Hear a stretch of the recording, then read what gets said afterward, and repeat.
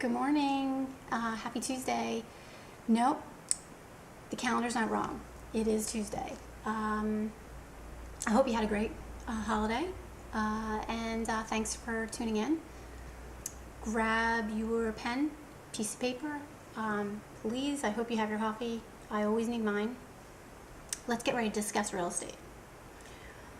Okay, today I wanted to discuss the buyer-broker agreement. And it's important to you. Why is it important to you? Why should you sign it? All of those good things. Okay, the buyer-broker agreement must be signed in order for your realtor to be representing you. If you don't sign the buyer-broker agreement, then your realtor is not representing you. You're just a consumer. You're not a client, and there is a difference. It's extremely important that if you're seriously looking for a home, that you hire the realtor the proper way. The last thing you want is a realtor to be representing the other side or not representing you. What's in the buyer-broker agreement? Remember, maybe you know, maybe you don't know, but everything in real estate has to be in writing. If it's not in writing, it doesn't mean anything. So you can't come back later and say, Renee, you told me this, and this. And, and I say, well, I'm sorry, I don't remember that. Honestly, I don't remember that. If it's in the buyer-broker agreement, it's not left up to interpretation. It's spelled out. So in the buyer-broker agreement, it should have first your realtor's name and the real estate company they're working for or with. It should have your name.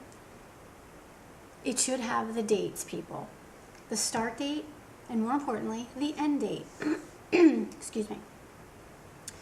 You can hire a realtor for one home, 2 homes, 3 homes, 10 homes. You can hire the realtor for an hour, for a minute, I'm being facetious, for a month, 2 months, 6 months, a year. But the point is, there has to be a time. So make sure it's in there. Make sure your realtor understands how long they're working for you. Make sure you understand how long your realtor will be working for you.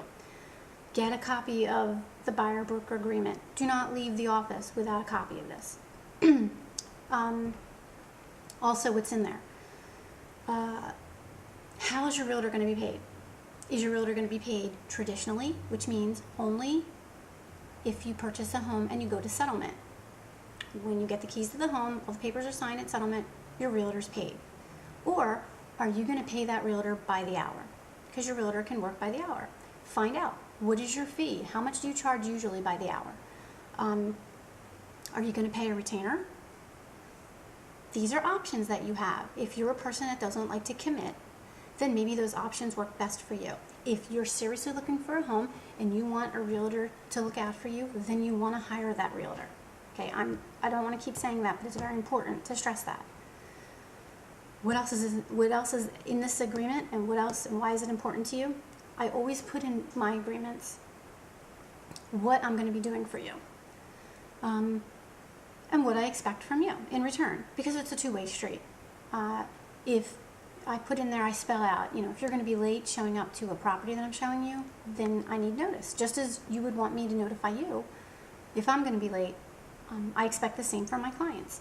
If you need to cancel, I expect 24 hours notice, just as if you would want it for me, because it's a whole process.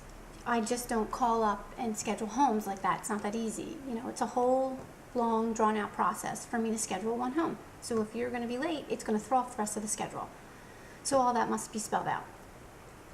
If there's bad weather, that has to be in there. You certainly don't want to be looking at homes in the middle of a monsoon, thunderstorm, blizzard.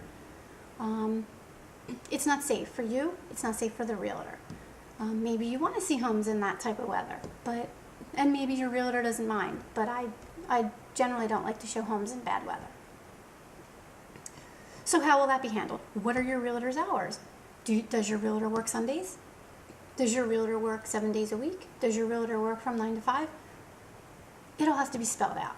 You certainly can't say, well, I expected you to show me homes on Sunday. You told me you worked on Sunday. Is it in the agreement?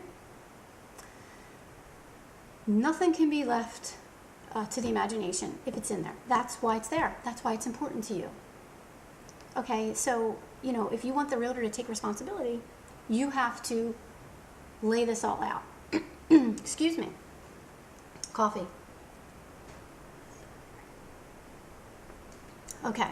Also, if you violate any terms of the agreement, yes, it is a legal contract, people. It can be enforced in a court of law. Does that mean you're going to automatically be sued in a court of law? No. That's up for a judge to decide. Have realtors sued their buyers for violating this agreement in Pennsylvania? I'm not sure. I can do research on that. But yes, you can. Yes, the realtor can enforce it. So,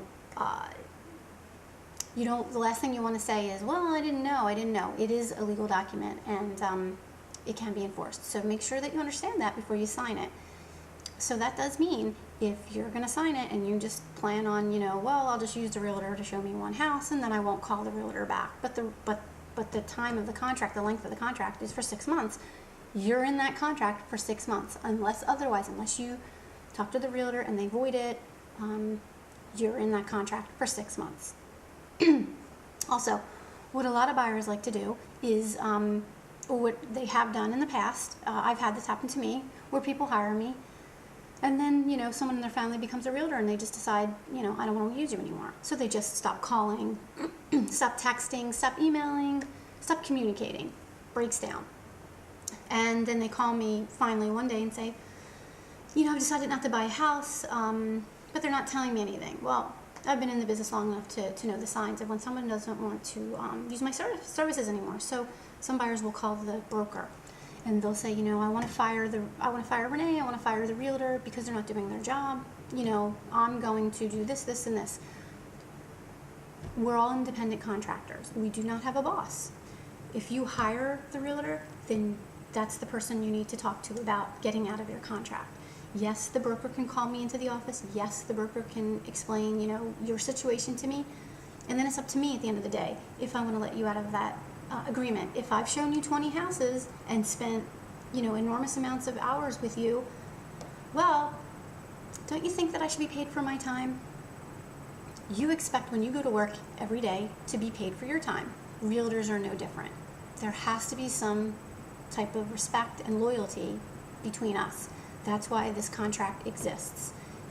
Think of it this way. You're my boss and I'm working for you. That's just as simple as I can put it.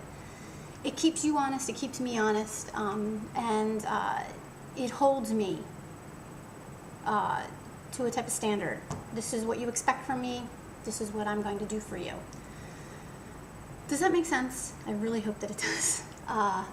So it's very important if you're going to go out there and look for a home, that you sign this contract. It's extremely important. There are people out there who don't want to sign it, but I can't see why. It just doesn't make sense to me. So everything should be in this contract. So I hope that makes sense to you today, and I hope you enjoyed my brief explanation of it. Feel free to email me, call me. If you're in the Philadelphia area and you're looking for a realtor and you want to discuss my services, feel free to call me. And I will see you back here again next week. Go out there and make it a great day. And I'll be back here again next week.